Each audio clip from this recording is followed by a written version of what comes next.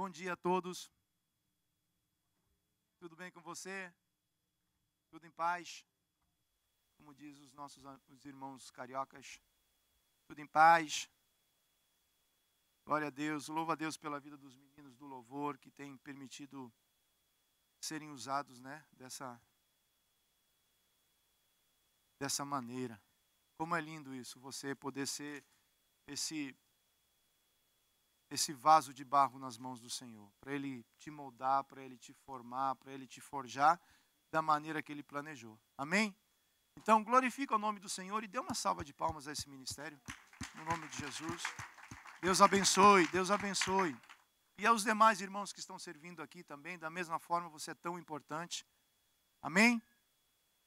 Quantos desejam pausar nesse momento na palavra de Deus para poder permitir que essa semente poderosa venha entrar no nosso coração? Você deseja escutar a palavra do Senhor? Amém.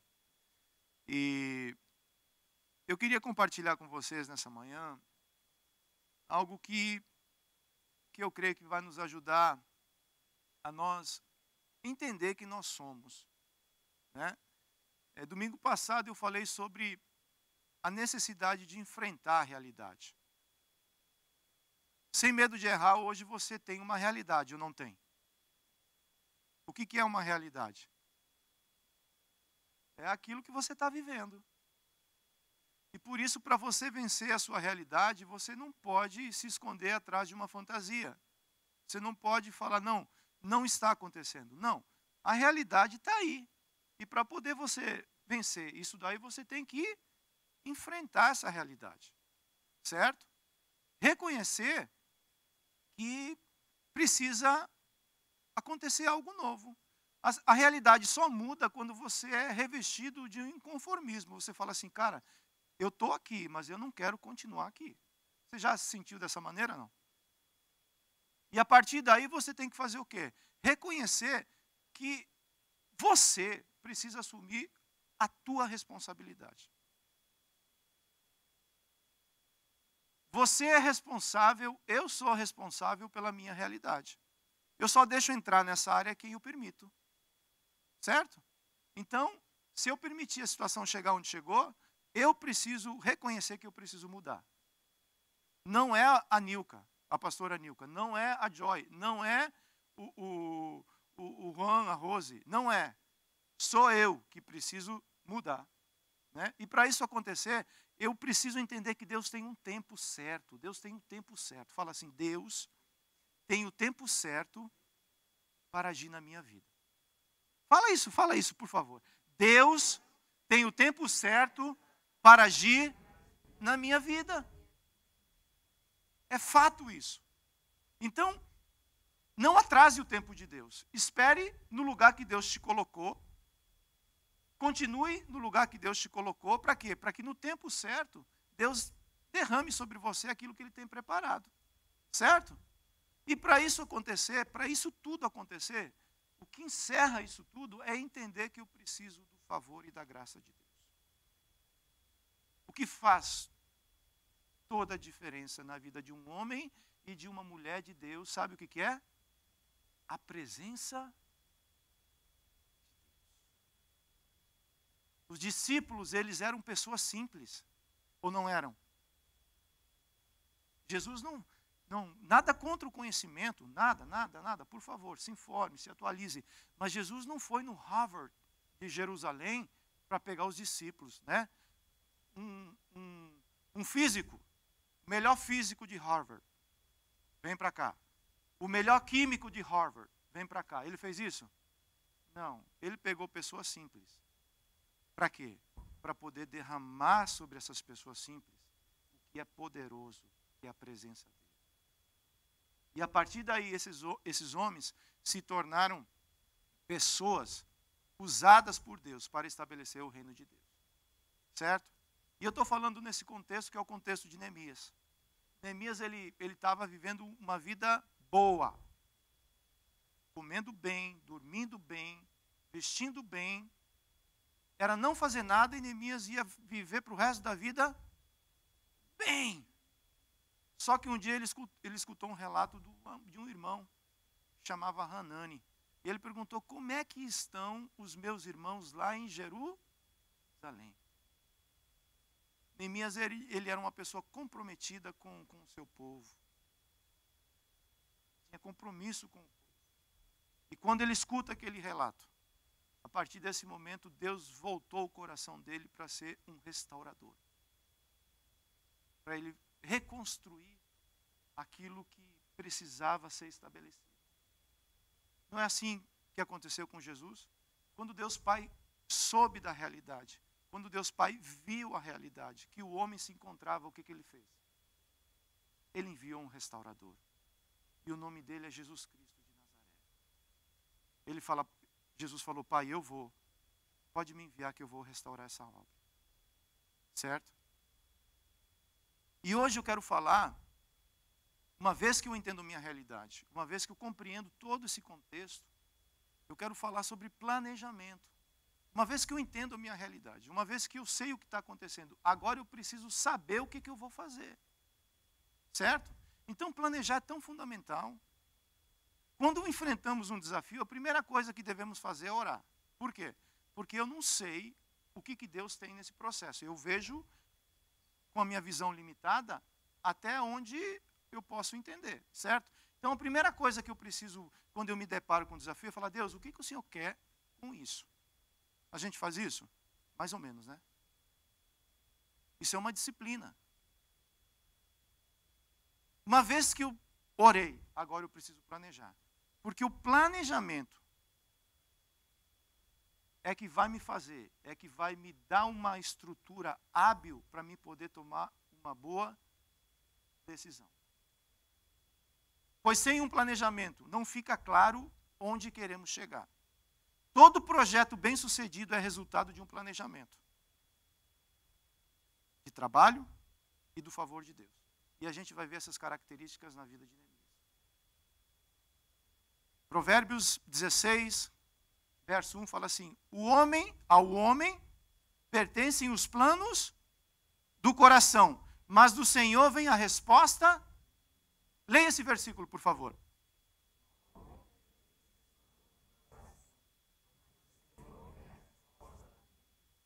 O que Salomão está nos ensinando? Salomão foi uma pessoa que planejou muito, ou não foi? Ele fala assim, depois de ele ter planejado muito, de ter muita experiência com planejamento, ele fala assim, ao homem cabe fazer os planos do coração. Mas a resposta certa vem de quem? Vem de Deus. Uma vez que eu planejo, a tua parte e a minha parte é planejar. Porque sem planejamento não tem resposta.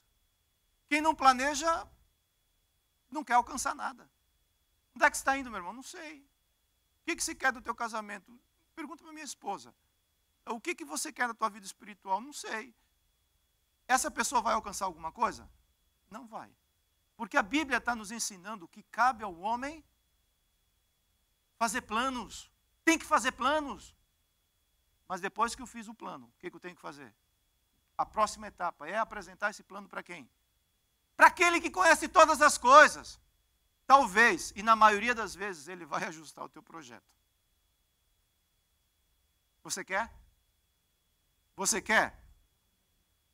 Por que devemos fazer planos? Porque Deus faz planos. Você é um projeto de Deus. Fala assim, eu sou um projeto de Deus.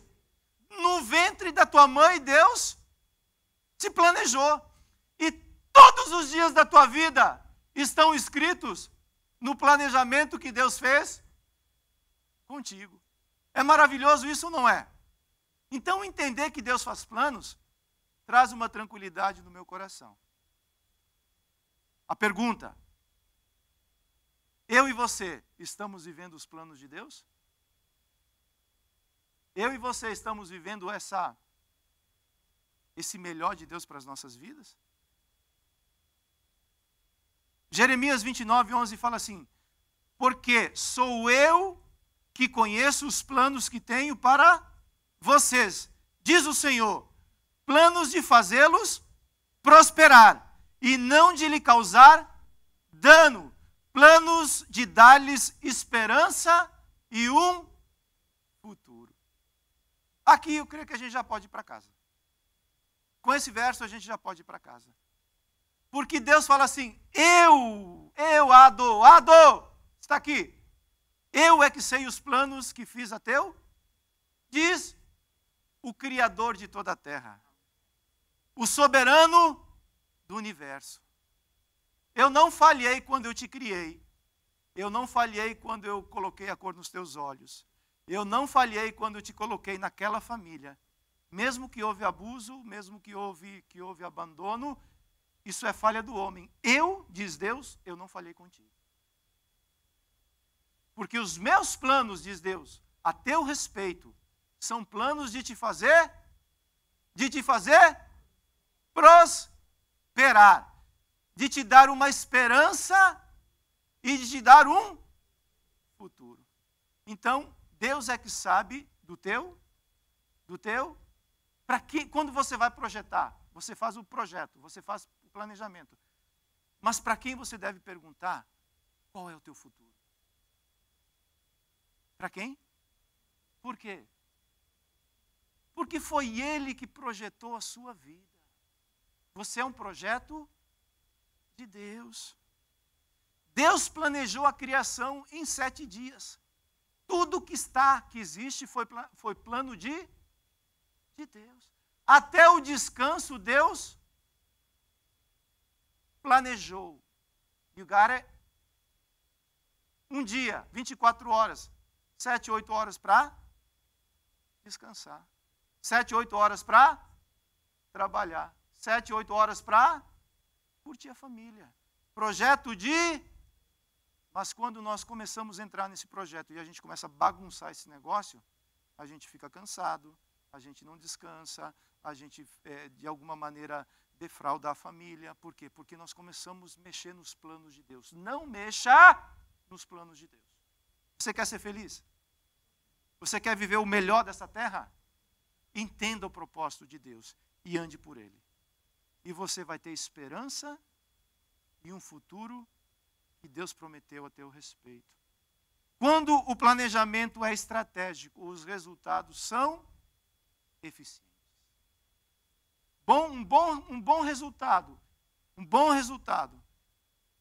ele faz parte, o que antecede um bom resultado é um bom planejamento. O que mais Deus planejou para mim e para você? João 10:10, a parte B, fala assim, eu vim para lhes dar vida, uma vida plena ou vida abundante que satisfaz. E o que mais Deus planejou para mim e para você? Romanos 8:29, porque aqueles que já tinham sido escolhidos por Deus, Ele também separou a fim de se tornarem parecidos com seu Filho. E ele fez isso para que o Filho fosse o primeiro entre muitos irmãos. Deus planejou que você fizesse parte de uma... Fala família. Família. Como você acha que nós iremos viver a eternidade? Como? A igreja A, a igreja B, você acha que vai ser assim o culto lá no céu? Como que é o domingão, quando você estava com toda a tua família reunida lá no Brasil? Você lembra disso, não? Uma grande família, tal, né? Onde um chega atrasado, outro chega cedo, um gosta de Coca-Cola, outro não gosta, e tal. É uma família. Entender reino, se você quiser ter entendimento de reino, você precisa entender esse conceito de família. Primeira instituição que Deus criou foi o quê? Foi o quê? Porque Deus queria multiplicar isso para a eternidade. Então, quando eu quero entender princípio de reino, preciso entender que Deus vai usar isso na família. Nós aqui precisamos entender que nós, além de igreja, nós somos uma família, para poder acolher a todos que chegam neste lugar. As pessoas precisam chegar aqui e se sentirem abraçadas pelo conceito de ser família, ser parte deste local. Porque onde há esse conceito, há princípio de reino. Quando eu vivo esse conceito, o reino é estabelecido. Por isso que a Bíblia diz assim, quando a família entende isso, aquela família se torna uma igreja. Amém? O que mais Deus planejou? Deus planejou e tem um padrão de organização. Gênesis 1:1. No princípio, Deus criou os céus e a terra. Como era a terra? Sem forma e vazia. Trevas cobriam a face do abismo, e o Espírito de Deus se movia sobre a face. Deus tem um padrão de organização. Onde há desordem, Deus coloca ordem. Por isso que Deus Pai teve que enviar Jesus para a terra. Por quê? Por quê?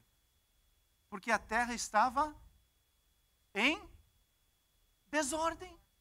Jesus veio colocar ordem naquilo que estava fora de ordem. Veio organizar a terra através de Jesus. Esse padrão está no coração de Deus. 1 Coríntios 14:40 fala assim: mas tudo deve ser feito com ordem e Deus ama a ordem. Papai, você gosta de ordem? A mamãe que gosta mais disso, né? Mamãe, você gosta de ordem? Primeira palavra que o filhinho, eu não vou falar isso não. Eu fui tentado, mas não vou falar. Não vou falar não. Primeira palavra que o filhinho aprende aqui na América é o quê? Clean up, clean up, clean up, everybody clean up, clean up. Por quê? Porque está uma bagunça. Eu falava para o Leb antes, agora não. O teu quarto, filho, parece a terra no começo. Eu não consigo entrar nesse lugar. Me dá arrepio, até os cabelos ficam arrepiados.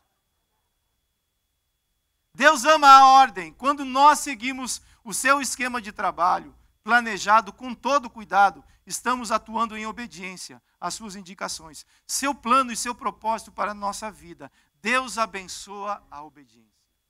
Ordem é a mesma coisa que obediência. Quando eu obedeço, eu coloco em ordem muita coisa na minha vida. A desobediência é que traz desordem. A desobediência de Adão e Eva trouxe desordem para toda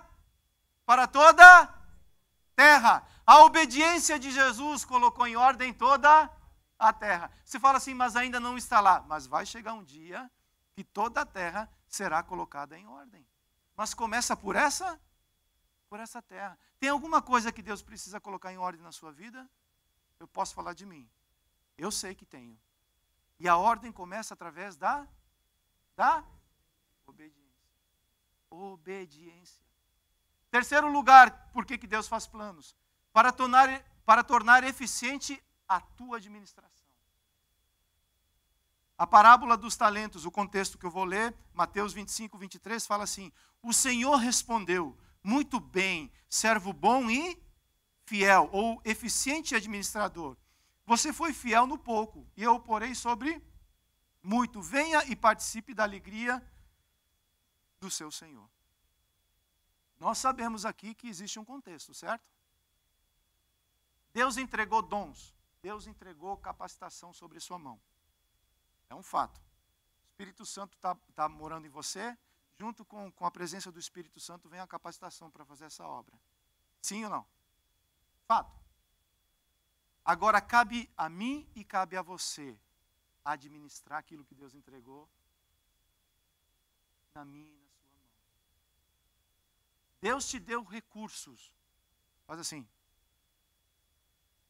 Clim, clim. Deus te deu recursos. Ou não deu?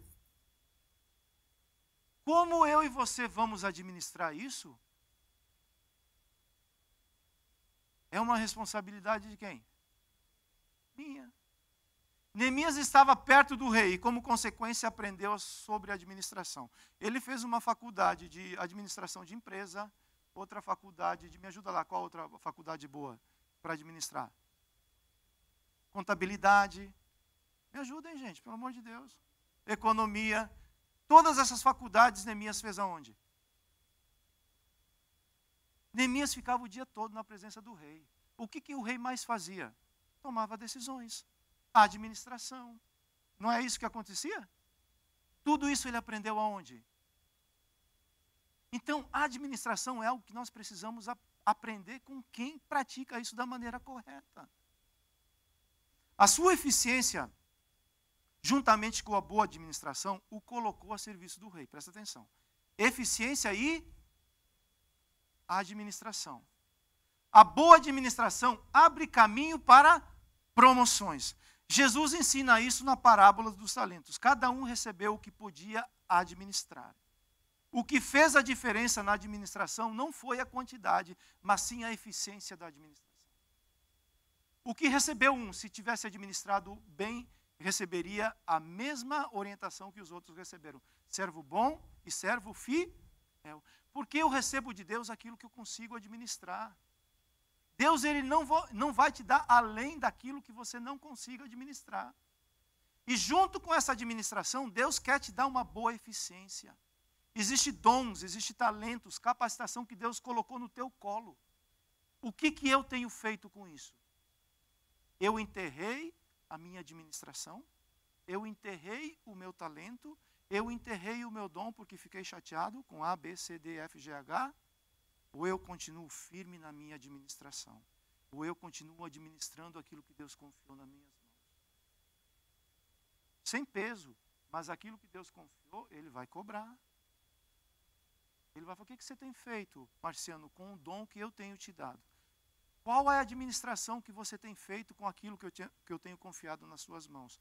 Qual é a administração, papai, que você tem sobre a vida dos seus filhos? Qual é a administração, sacerdote, que você tem sobre a vida da tua esposa? Qual é a administração? Como nós temos administrado aquilo que Deus tem nos confiado? E se você quiser sair daqui hoje com uma pergunta, escreva isso. Como eu tenho administrado aquilo que Deus tem me confiado?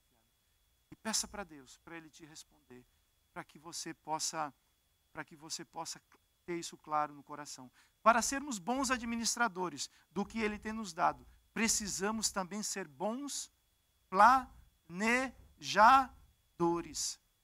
Você fala assim, eu não gosto de planejar, eu vou mais assim no... Aconteceu, eu resolvo. Aconteceu, eu resolvo. E tem outros que falam assim, eu não saio de casa sem uma agenda. Essa palavra está certa para um e está errada para outro? Não. Porque se você planeja hoje, é porque você aprendeu sobre planejamento. Se você ainda está naquele negócio, vamos ver o que vai acontecer? Deus quer colocar no teu caráter o planejamento. Porque o planejamento aponta aonde você quer alcançar. Direciona o que você quer alcançar. E a primeira coisa que a gente entende aqui na vida de Neemias, a primeira coisa que Neemias planejou, quando ele falou assim, agora eu vou enfrentar a realidade, agora eu tenho o aval do rei, agora eu preciso ir para Jerusalém, agora eu vou recomeçar a obra, eu vou reconstruir aquela obra. A primeira coisa que ele planejou foi crescimento espiritual. Toda grande obra, todo o projeto de Deus começa através do crescimento espiritual. Oséias 6,3 fala assim, conheçamos e prossigamos, pode colocar o versículo, por favor. Conheçamos e prossigamos em conhecer o quê? O Senhor. E o que mais?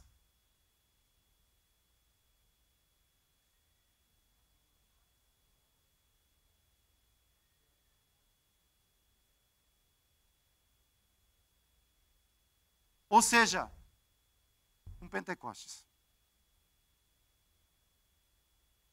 Todo o crescimento, ele é resultado de um constante investimento. Você só vai crescer onde você investir. Sabe aquela florzinha que você tem na sua casa? Que você gosta dela tanto, tanto, tanto. Sabe por que ela cresce? Porque existe um investimento seu de pegar ela de dentro de casa e colocar ela lá no sol. Quanto? 1 horinha, dependendo de cada planta, é diferente, né? Você vai lá e rega ela 1 vez, 2 vezes no dia. Ou se ela precisar de menos água, 2 vezes na semana. Aí você cuida dela. Ela cresce por quê? Ela cresce por quê? Porque tem investimento. Todo crescimento, ele é resultado de investimento. Alguém que ingressa em uma faculdade está planejando o seu crescimento, certo? Porém, esse crescimento será medido pelo esforço do conhecimento adquirido. Ou seja, ele sabe que precisa crescer para ser aprovado. Não dá para chegar na faculdade de um jeito e falar assim, vou ser aprovado desse jeito. A pessoa que chega na faculdade planejando medicina, ele chega com um certo entendimento. Mas para ele sair de lá, um médico, o crescimento dele, o entendimento dele, o conhecimento dele tem que crescer ou não? Muito. Senão ele não vai conseguir ser aprovado. As pessoas não vão liberar uma pessoa sem conhecimento para fazer uma obra. E o conhecimento é muito importante. Não é diferente com relação ao crescimento espiritual. Quem não planeja o crescimento espiritual não alcança o resultado esperado. Você tem planejado o teu crescimento espiritual? Como que eu posso planejar meu crescimento espiritual? Você tem um plano de leitura bíblica? Sendo prático, isso não é, eu não quero trazer peso no teu coração, eu quero trazer ensinamento. Você tem um plano de leitura bíblica? Você tem um tempo diário de oração com Deus? Eu tinha, volte a ter, em nome de Jesus. Você tem planejado os seus relacionamentos e planejar com que esses relacionamentos cresçam através de você? Você tem planejado o seu ministério? Ou o seu ministério apagou o fogo que Deus colocou no teu coração?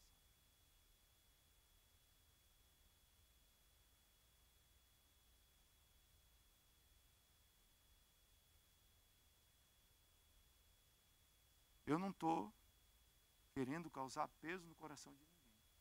Só estou querendo falar aquilo que Deus tem colocado no meu coração.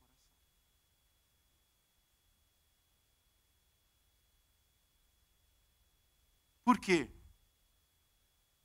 Numa nova versão, na NVT, fala assim, como precisamos conhecer o Senhor. Busquemos conhecê-lo. Ele nos responderá. Tão certo como chega o amanhecer, ou vem as chuvas da primavera. Alguém tinha alguma dúvida que hoje iria amanhecer esse dia? Alguém ficou com dúvida, fala assim, vou dormir, mas eu não sei se vou amanhecer. Alguém teve esse pensamento? Você tem a plena convicção que o novo amanhecer virá. E aqui o profeta está falando assim, como precisamos conhecer o Senhor. Né? Como nós precisamos conhecer o Senhor. Porque muitas vezes a gente estuda a Deus, né? Você não estuda aquilo que você conhece. Hello? Eu não estudo a minha esposa. Por eu me relacionar com ela, eu conheço quem ela é. Nós estudamos aquilo que nós não conhecemos. Mas aquilo que eu conheço é resultado de relacionamento. Você quer conhecer a Deus? Você quer conhecer a Deus? O que você precisa fazer, querido? Fala, God. Por isso que eu falo, tempo de conversa com Deus vai definir o teu conhecimento. Quando eu falo conhecimento, não é um conhecimento intelectual somente. É o conhecimento que Abacuque fala assim, ainda que a figueira não floresça, eu conheci Deus. Ainda que a figueira não floresça nessa estação, ainda que a videira não dê fruto, ainda que aquilo que eu esperei, planejei, não deu certo. Mas eu sei que Ele é fiel. Eu encontrei um lugar nele. Ele é o Deus da minha salvação. As dificuldades não paralisaram o meu relacionamento com Deus. As lutas não me pararam. Por quê? Porque esse é um lugar alto. Quem anda nesse lugar é um lugar alto. Andar com Deus é andar no lugar alto. Ele te leva acima das dificuldades, acima das lutas, acima daquilo que você não consegue resolver. Ele te leva para um lugar e fala assim, filho, olha daqui de cima como eu estou vendo a circunstância. Pai, daqui de cima tudo fica melhor. É para esse lugar que Deus quer nos levar. Neemias, para reconstruir essa obra, primeiro Deus teve que levar ele para um lugar alto. Mostrar para Neemias qual era o projeto de Deus para ele executar. Uma vez que ele entendeu isso daí, ele pôde atuar da maneira correta.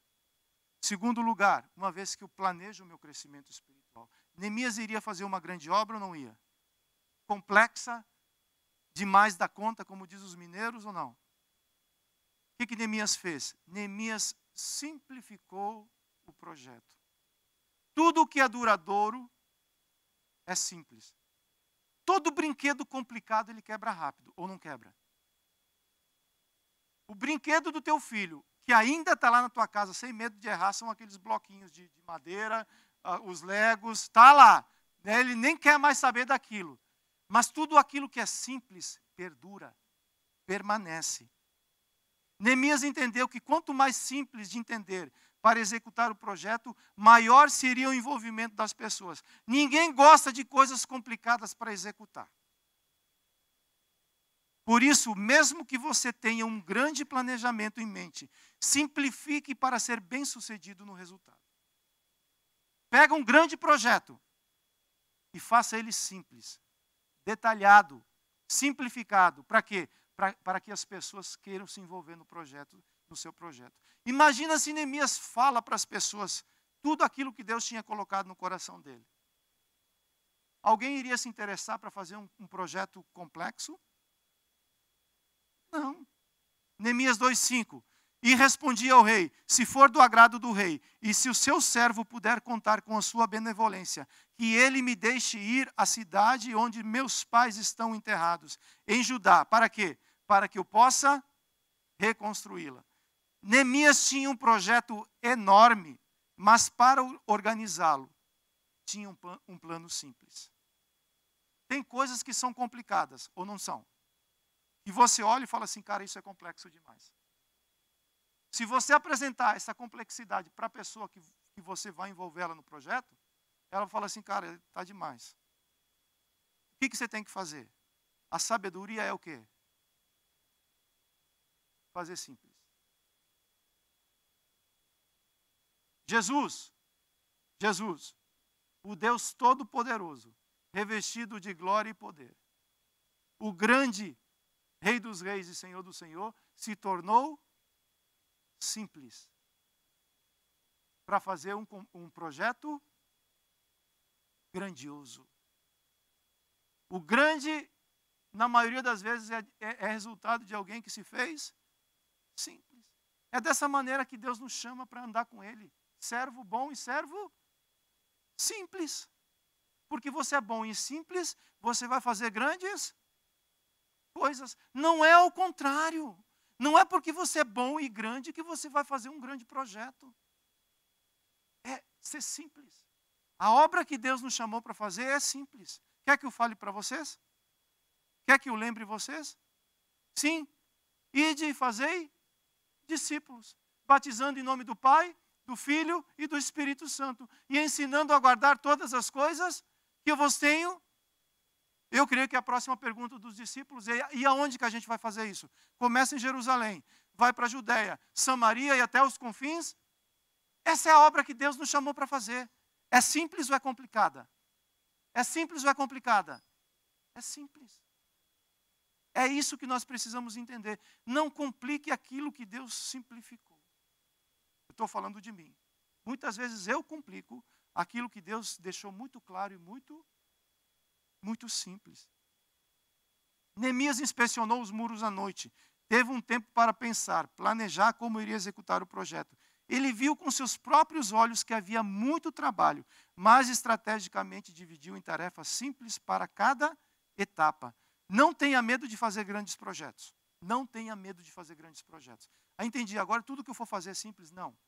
Você simplifica o grande, mas não tenha medo de fazer grandes projetos, porque você serve um Deus grande. Essa é a diferença e a sabedoria. Grandes projetos precisam ser acompanhados de simplicidade e perseverança. Uma vez que eu fiz o grande projeto, simples, para que a pessoa que esteja do meu lado está entendendo, agora eu preciso de perseverança. Para quê? Para começar e terminar esse projeto. Amém? Uma vez que eu planejo o crescimento, uma vez que eu simplifico o projeto que Deus tem me dado, agora eu vou precisar de ajuda. Neemias planejou a ajuda dos irmãos. Neemias 2,17. Então eu lhes disse, vejam a situação terrível em que estamos. Jerusalém está em ruínas e suas portas foram destruídas pelo fogo. Venham, vamos reconstruir os muros para que não fiquemos mais nessa situação humilhante. Verso 18. Também lhes contei como Deus tinha sido bondoso comigo e o que o rei me tinha dito. Eles responderam, sim, vamos começar a reconstrução. E se encheram de coração, e se encheram de coragem para a realização desse grande projeto. Uma vez que Neemias explicou aquilo que era complexo de uma maneira simples, que eles entenderam, o que isso gerou no coração deles? Envolvimento para quê? Para executar o projeto. A igreja é um projeto que precisa ser feito por muitas mãos. A igreja é um lugar onde tem muito trabalho. Neemias não podia realizar essa obra sozinho. Se você está num lugar onde você é a única pessoa que está realizando a obra que você está fazendo, pare, pense e fala assim, está errado. Ele sabia que se ele não envolvesse mais pessoas, ele jamais conseguiria ter bom êxito naquilo que ele está fazendo. Eu estou falando sobre o princípio de reino. A unção que está sobre você, a unção que está sobre mim, a unção da multiplicação. A palavra sucesso se soletra E-Q-U-I-P-E.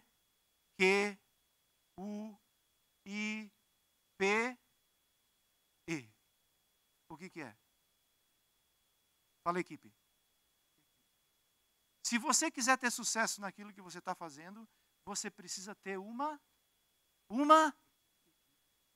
Jesus, ele podia fazer toda a obra que ele foi enviado pelo Pai para fazer sozinho? Sim ou não? Ou está errado a resposta? Responda. Mas o que ele fez? Ele montou? No começo estava meio desgonçado o negócio, né? A equipe de Jesus não estava dando muito certo. Estava ou não estava? Você sente assim mais ou menos como se fosse o ministério? Seu ministério não. Falei assim, está meio assim, meio complicado, né? Porque formar uma equipe talvez seja o maior desafio que você tem e que eu tenho.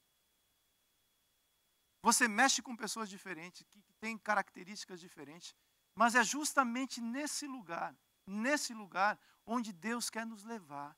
O reino de Deus, ele é estabelecido por equipe. Não fala para ninguém, mas fique com você isso. Se aquilo que eu estou fazendo só eu posso fazer, ninguém mais consegue realizar, eu estou errando na multiplicação. Tem que ter muitos que façam o que você faz.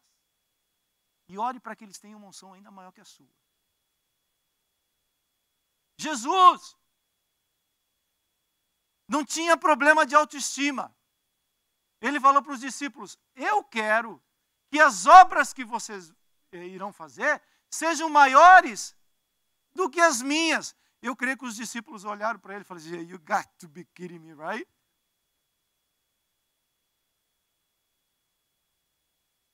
A colaboração é um princípio-chave para a boa organização. Onde há colaboração e trabalho em equipe, acontece o crescimento. A colaboração é um motivador importante, pois pessoas influenciam pessoas. Pessoas influenciam. Por isso que é muito importante você trabalhar em equipe, porque nem sempre você vai estar motivado. Vai ter um momento que você vai ter que pegar alguém vai ter que te pegar pelo braço e faz que nem um cachorrinho assim. Vamos, irmão! Para onde? Vamos que eu vou te levar para um lugar bom. Pessoas influenciam pessoas. Se você está sozinho no muro fazendo a tua obra, tem horas que você não vai estar legal. Você vai precisar de alguém que te pegue pelo braço e te carregue e fala assim, nós somos uma equipe. Nós vamos fazer esse negócio juntos. Se for necessário fazer mais lento, se for necessário fazer mais devagar, it's okay. Mas nós vamos fazer juntos. Jesus ele diminuiu o passo dele para fazer a obra? Você acha que não? Sim. Porque os discípulos entendiam o que Jesus queria fazer. Os discípulos faziam assim com Jesus. Vamos lá de novo. Porque ele ensinava e eles faziam assim, como você muitas vezes faz. Mas depois, no particular, eles falavam o quê? Jesus, nós não entendemos nada. Não dá para dar like nessa tua postagem. Explica de novo. Aí Jesus, explicando novamente para quê? Para formar uma. Não tem como formar equipe sem isso, gente. Ai, cabeção, deixa esse negócio para lá. Não funciona. Se nós formos fazer o reino de Deus, é necessário fazer mais devagar, porém, com uma equipe. Você está entendendo o que eu estou falando? Agora, eu faço parte de uma equipe? Eu colaboro para que essa equipe cresça?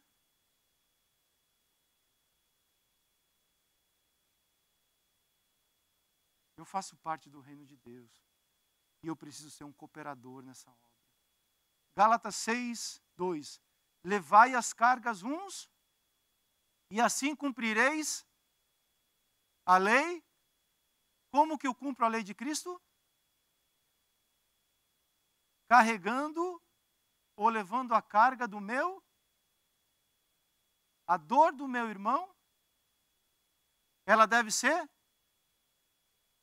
a alegria dele. Eu estou junto nesse negócio. Isso é tão real que eu tinha um irmão, ainda tenho, graças a Deus. E a gente estava num culto, logo que eu cheguei aqui. A gente fazia parte de uma igreja americana. Aí estava eu, Edinho e mais 3 irmãos sentados assim na mesma fileira. Aí na hora de dar a oferta, né, o irmão pegou o envelope, colocou o nome dele, o valor e tal. Aí o irmão que estava do lado falou, ô nego, coloca meu nome aí também. Me leva nessa equipe. Não tenha medo de pedir ajuda para as pessoas. Lembre, o tamanho da obra que você irá fazer está diretamente ligado com a quantidade de pessoas que você conseguirá envolver no teu ministério. Jesus conseguiu envolver 12. Jesus conseguiu envolver 12, mas esses 12 revolucionaram o mundo. O tamanho do ministério que você vai resolver, o tamanho do ministério que você vai produzir, está totalmente ligado com a quantidade de pessoas que você envolver na obra que você está fazendo.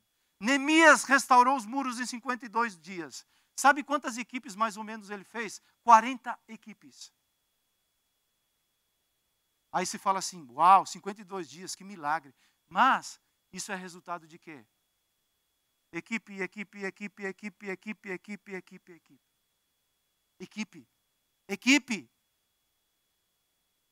Necessário entender isso daí. Porque senão, um levanta um muro de um jeito, outro vai lá, no outro dia não tem informação. Imagina se Neemias colocasse todo mundo no muro, no mesmo lugar para fazer o muro. Imagina se Neemias não direcionasse tarefa para as pessoas. Imagina se Neemias não fizesse o homework dele de administrador. Iria acontecer? Não iria acontecer. Neemias acompanha o projeto de perto. Neemias 4:7. Quando, porém, Sambalate, Tobias, os árabes, os amonitas e os homens de Asdod souberam que os reparos nos muros de Jerusalém tinham avançado e que as brechas estavam sendo fechadas, ficaram o quê? Furiosos. Verso 14. Fiz uma rápida inspeção. Imediatamente disse aos nobres, aos oficiais e ao restante do povo, não tenha medo deles. Lembre-se que o Senhor é grande e temível, e lute pelos seus irmãos, pelos seus filhos, pelas suas filhas, por suas mulheres e pelas suas casas. Neemias inspecionava o muro de perto. Ele dava tarefa para as pessoas, mas também iria checar como estava o processo daquilo que ele delegou. As pessoas vão fazer aquilo que você inspeciona, não aquilo que você pede. Se você não inspecionar, as pessoas não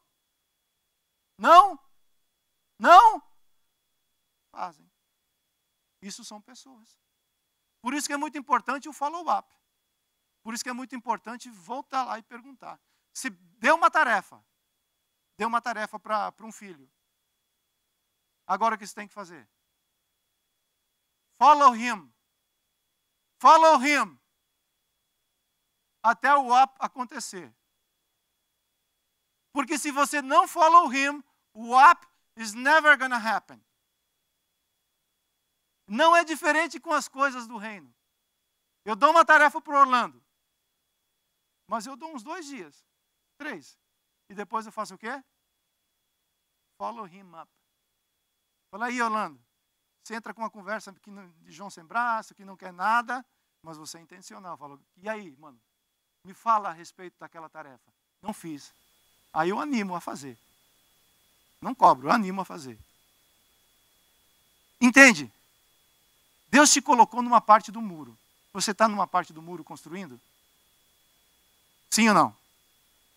É necessário ter paciência, porque o follow-up precisa ter paciência. Precisa ter paciência. Por quê? Para que a pessoa entenda que ela está sendo acompanhada. Neemias, eu creio que todo dia de manhã ele chegava, ei meu irmão, como é que está? Tudo bem? Paz do Senhor. Glória a Deus. Mas como é que tá? Como é que a gente está aqui nessa parte do muro? Não, Neemias, a gente está avançando, tal, a gente está crescendo, a gente está desenvolvendo. Mateus 28, 20b fala assim, eu estarei sempre com vocês até o fim dos... O que Jesus está falando? Eu vou follow you up. Eu vou estar contigo todos. A obra que você está fazendo, eu vou te acompanhar. Eu não vou te deixar sozinho. Eu não vou te deixar sozinha. Neemias 5. Neemias estava preparado para possíveis imprevistos. Neemias 2,19 fala assim. Quando, porém, Sambalate, o Horonita, Tobias, o oficial amonita, e Gesem, o árabe, souberam disso, zombaram de nós. Desprezaram-nos e perguntaram, o que vocês estão fazendo? Estão se rebelando contra o rei? E eu lhe respondi, o Deus dos céus fará que sejamos bem-sucedidos. Nós, os seus servos, começaremos a reconstrução, mas no que diz respeito a vocês, não tem parte nem direito legal sobre Jerusalém e em sua história. Ou seja, Neemias não deixou sem resposta aquela pergunta que eles fizeram. Neemias foi a terceira leva que voltou do cativeiro para Jerusalém. Antes disso tinha acontecido já 2. Zorobabel e Esdras já tinham voltado para Jerusalém para começar a reconstrução do templo. Mas começaram e pararam. Por quê? Não tinha equipe, não fizeram follow-up. Alguma coisa aconteceu que Neemias está relatando aqui da maneira correta. Mas a principal situação é que Jerusalém estava cativa, estava debaixo de um outro governo. Qual que era o governo que nesse momento estava atuando? O Império Persa. E quando Neemias pede carta ao rei para poder reconstruir a obra, ele estava pedindo licença para a cidade de Jerusalém para poder legalmente construir aquela obra. Quem trabalha na construção entende o que eu estou falando, não entende, ou não entende?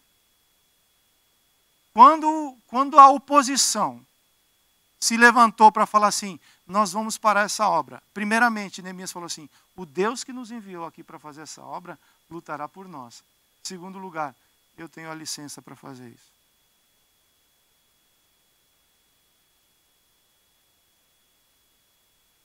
Vocês entendem, não? Esteja preparado para os imprevistos. Você paga seguro de casa, seguro de carro, seguro de saúde? Você paga para não usar, correto? Você paga caro o seguro para falar assim, não quero usar nunca esse negócio. Porque quando você usar um seguro, o que está acontecendo? Um imprevisto. Por isso que eles fazem você pagar um seguro. Para quê? Para cobrir o imprevisto. Alguém está pensando para você assim, eu sei que na vida vão acontecer os imprevistos. Eu oro para que nunca aconteça. Que você nunca precisa usar do seu seguro. Mas se acontecer um imprevisto, esteja o quê? Neemias sabia que o projeto do templo tinha sido paralisado pelas autoridades anteriores. Agora ele pensa no detalhe de ter a aprovação do rei, o Império da Pérsia, para mostrar essa licença e ter o direito legal de reconstruir os muros. A previsão dos problemas é a antecipação para resolvê-los. E a antecipação para resolvê-los fazem parte de um planejamento eficaz. Você precisa ter um plano B naquilo que você vai fazer.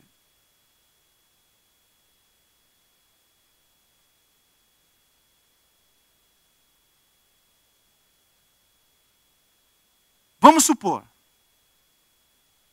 que hoje eu não conseguiria estar aqui. Uma eventualidade. Aconteceu uma eventualidade. Eu não consigo estar aqui com vocês 10 horas da manhã. Pense, no domingo que vem você pode responder isso. Eu sei que eu sou insubstituível. Qualquer pessoa pode fazer isso. Mas sabe quem Deus vai usar? Sabe quem Deus vai usar para suprir esse imprevisto?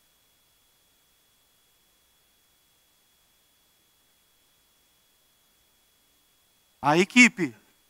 Mas se subir 40 pessoas aqui, nesse momento a equipe não vai funcionar, porque todos vão trabalhar na mesma parte do muro. Sabe quem Deus vai usar para poder ser útil nesse momento? Aquele que pensou no imprevisto. Essa palavra que eu estou falando aqui para vocês, eu mando ela na sexta-feira. Muitas pessoas, ou a maioria das pessoas, recebem essa palavra na sexta-feira. Alguém tem a curiosidade de falar assim, deixa eu passar o olho para ver o que ele vai falar mesmo.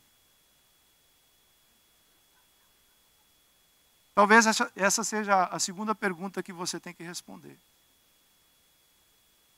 Porque o nosso trabalho é um trabalho de equipe. Quem que vai pregar? Não sei. Vai ter alguém lá domingo. Isso é trabalho de equipe, queridos? Nós estamos aqui na quarta-feira. A gente tirou toda a correria para fazer um evento na semana. Para fazer um bom evento. É um trabalho de... Terceira pergunta, leva para casa. Você tem vindo para fazer um trabalho de equipe? Ah, mas... Eu sei. Eu sei que tem o mas. Mas nós estamos fazendo uma reconstrução juntos? Nós queremos levantar esses muros juntos? Ou a gente fala assim, não, tem alguns lá. Deixa eles. Isso não é reino, querido. Eu entendo e sei que cada um tem a sua necessidade, ainda mais nesse momento que a gente está vivendo. Mas se você puder, venha. Porque nós estamos fazendo um trabalho de equipe. Nós queremos ter uma igreja forte, uma igreja sadia? Uma igreja onde os nossos filhos olhem para nós e falem assim, eu quero ficar nessa igreja. Eu quero fazer parte dessa igreja. Nós queremos isso? Então nós temos que fazer um trabalho de... Não tem reconstrução sem esforço.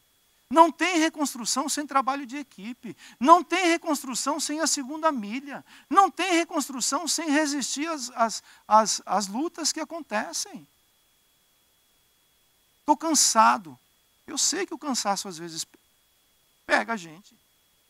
E me pega também. Mas eu descanso fisicamente e procuro descansar no Senhor, porque tem uma obra para fazer.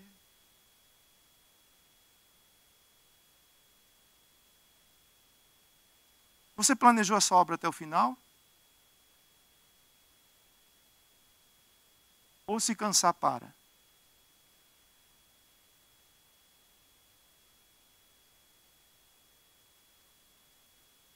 Deus vai fazer. Eu sei que Deus vai fazer. Mas, para nós reconstruirmos os muros, nós precisamos planejar. Eu preciso definir alguma coisa na minha vida. Nessa reconstrução, eu vou ser trabalhador ou eu vou ser nobre? Eu vou ser aquele que... Porque Deus, aqui Neemias envolveu até mulheres na reconstrução. As mulheres não tinham valor nenhuma naquela sociedade. Mas eu vejo mulheres trabalhando no pesado. Por quê? Por quê? Porque era interesse deles fazerem aquela obra. Você perdeu o interesse pela obra? Você perdeu o interesse por aquilo que Deus tem confiado nas tuas mãos? Você largou a espada e largou a ferramenta? Por quê? Não pare. Não pare. Deus conta contigo, Deus conta comigo. Tem uma grande obra para nós realizarmos. Deus usou o sacerdote, sabe os sacerdotes? Aqueles que pegavam a pedra e falavam assim, aqui vai nascer Jerusalém. Aqueles que queriam ministrar sobre as pedras e os outros que queriam trabalhar. Vamos, sacerdote, vamos embora, filho. Senão assim o muro não fica pronto, não. Depois a gente profetiza sobre esse negócio. Aí os ourives com a espátulazinha e detalhe, tal. Ourives anda nesse negócio. A qualidade está boa, mas o muro tem que andar. Tinha de tudo na construção, porque todos são úteis. Todos são úteis. Porém, segue em frente, continue fazendo com aquilo que Deus te deu. Para a gente realizar essa obra é necessário entender essas coisas. E eu peço que Deus renove as nossas vidas. Eu peço que Deus restaure as nossas vidas. Eu peço que Deus trabalhe isso no nosso coração. Porque aquilo que Deus tem nos dado é tão precioso, tão precioso. E por último, Neemias aproveita bem cada oportunidade. Efésios 5,15. Tenham cuidado com a maneira como vocês vivem, que não sejam como insensatos, mas como sábios, aproveitando ao máximo cada oportunidade, porque os dias são, verso 17, portanto não sejam insensatos, mas procurem compreender qual é a vontade do Senhor para a sua vida. A vida está repleta de oportunidades, mas nem sempre estamos preparados para reconhecê-las. A palavra de Deus nos ensina que a sabedoria é viver com prudência, ou seja, estar preparado para aproveitar as oportunidades. Isso envolve oportunidades materiais e espirituais. A pior coisa na vida, sabe o que é? É você estar despreparado. A Bíblia diz que um dia Jesus vai voltar. E ele está falando isso há mais de 2000 anos. Eu tenho me preparado para essa volta de Cristo? Ou eu estou fazendo de conta que nada vai acontecer? A pior coisa na vida é ser uma pessoa despreparada. Conclusão. Planejar é vontade de Deus. Tudo o que existe é resultado de planejamento. Neemias planejou seu crescimento espiritual, simplificou a grande obra da reconstrução, envolveu seus irmãos, superou os imprevistos apresentados e soube aproveitar a oportunidade que Deus lhe confiou. Na vida, são muito poucas as coisas que acontecem de maneira espontânea. Por isso, vamos aprender a planejar. Isaías 32:8 fala assim, mas o homem nobre faz planos nobres, e graças aos seus feitos nobres, permanece firme. Vamos nos colocar de pé, por favor, todos. Quero orar por você e quero orar por mim. Senhor, muito obrigado, meu Deus, pela tua palavra, que ela é tão viva, Senhor, e é tão clara. E o Senhor é um Deus de amor, tão gracioso, que nessa manhã nos ensina que o Senhor tem bons planos, que o Senhor tem um futuro, que o Senhor deseja criar esperança no nosso coração. E também fortemente fala conosco a necessidade que nós temos de planejar, de entender os planos que o Senhor tem a nosso respeito. Pai, no nome de Jesus, eu sei que essa obra que Neemias fez foi uma obra sobrenatural. E a obra que nós estamos fazendo também é uma obra sobrenatural. E eu peço que o Teu Espírito Santo venha trazer entendimento sobre nós. Eu peço, Senhor, que a Tua graça venha envolver cada coração aqui nessa manhã. Eu peço, Senhor, que isso venha nos localizar, venha nos dar direção, quem nós somos. O que o Senhor deseja que nós venhamos fazer e como nós iremos fazer isso. Deus, nós precisamos de Ti, Senhor. No nome de Jesus, renova, Senhor, sobre nós essa alegria, Senhor, de podermos fazer parte do Teu reino, Senhor. Pai amado, no nome de Jesus, Pai, que os meus irmãos venham, Deus, no nome de Jesus, voltar a ter o interesse, voltar, ó Deus, a contribuir nessa obra, a voltar, ó Deus, a caminhar e trilhar juntos, Pai. Deus, tira, Senhor, no nome de Jesus, todas as diferenças. Tira, Senhor, no nome de Jesus, tudo aquilo que nos atrapalha, Senhor. Tira todos os impedimentos, Pai, para que nós possamos seguir em frente.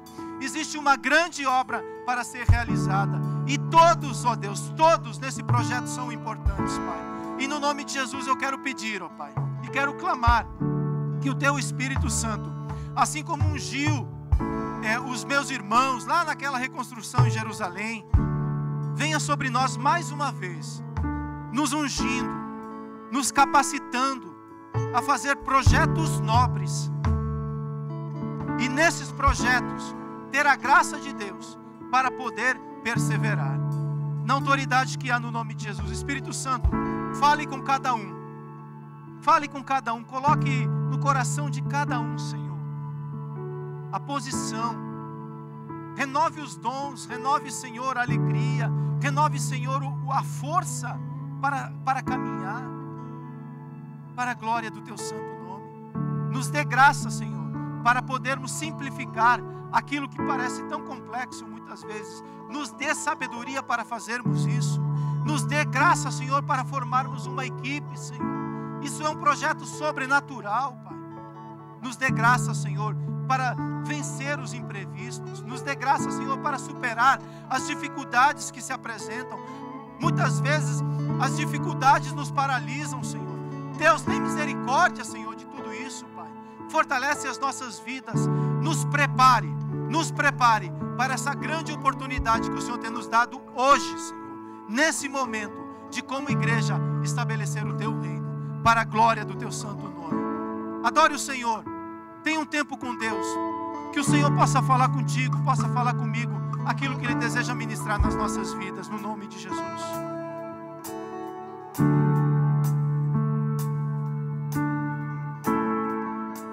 Digno desta canção, só Tu és, Senhor.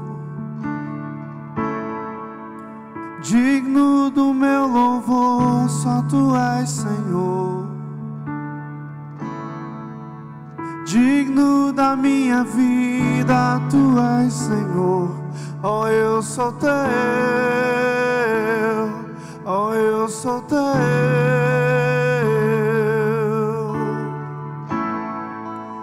Nome que é sobre todos é o Teu Jesus. Fonte da salvação, só Tu és, Jesus. Digno da minha vida, Tu és, Jesus. Oh, eu sou Teu, oh, eu sou Teu. Santo, és incomparável, és inigualável. Abra os meus olhos, Senhor. Mostra quem Tu és e enche o meu coração do amor que faz mudar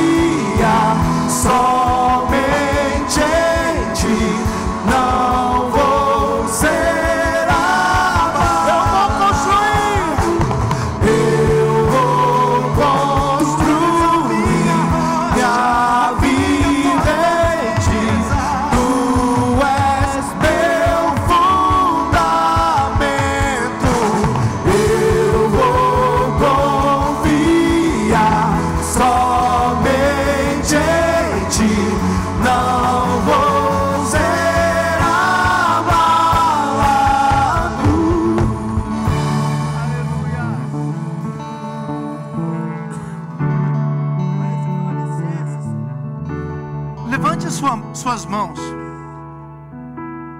e fala assim: Senhor,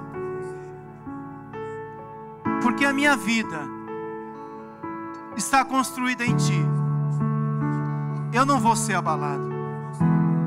Senhor, eu entendi hoje que o Senhor me chamou, depois de eu ser reconstruído, me chamou para fazer uma reconstrução. Existe uma obra para ser feita, e eu entendo que o Senhor conta comigo. O Senhor conhece a minha situação. Então eu te peço hoje, venha sobre mim, Senhor. Fortalece a minha vida. Fortalece as estruturas. Fortalece as minhas emoções. Me prepare, Senhor, para que eu possa ser um cooperador nessa obra. Quero lutar pela minha família. Quero lutar pelos meus irmãos. Quero lutar pela minha igreja. Quero lutar por essa geração. Senhor, eu faço um pacto contigo hoje. Eu hoje, Senhor, eu pego de volta a espada que eu larguei. Eu hoje, Senhor, pego de volta a ferramenta de trabalho que eu larguei. Senhor, eu apresento isso diante do Senhor e peço, meu Deus, que o Senhor aqueça mais uma vez o meu coração, que o Senhor anime mais uma vez a minha vida, porque eu quero seguir em frente. Eu quero combater o bom combate. Eu quero terminar a carreira proposta. E eu quero fazer isso, Senhor, com o meu coração cheio de fé. No nome de Jesus. Assim, nós conseguiremos, juntos, estabelecer o Teu reino. No nome de Jesus. No nome de Jesus. Que assim seja feito. Amém. Glória a Deus.